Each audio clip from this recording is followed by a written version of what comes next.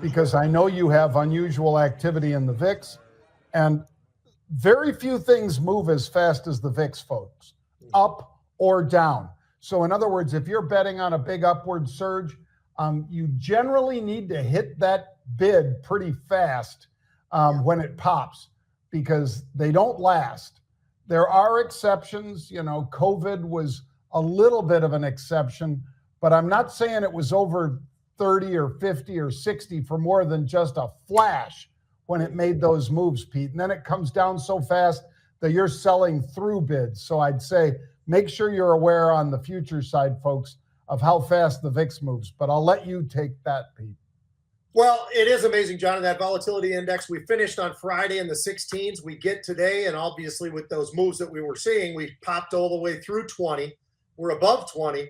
And then the 1 month change really just changed just about everything, because that volatility index started to fall. And we're sitting now at about 1850. So significantly moving around right now. That certainly is something that stands out for us. We've seen some of that call buying, John, and some of it, most of it oftentimes is in spreads. But every once in a while, you see something that's just a straight out trade.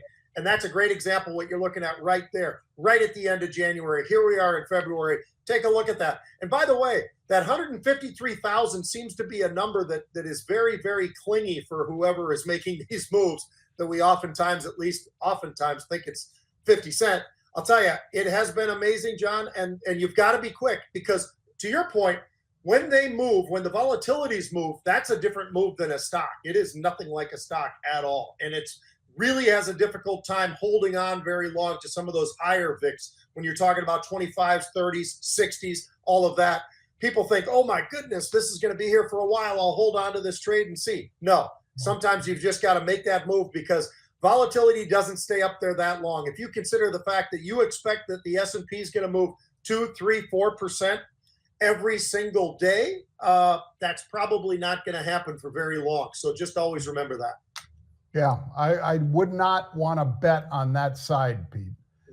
It's going to be fast, folks, almost always. And it's not an asset. It's a derivative of a derivative.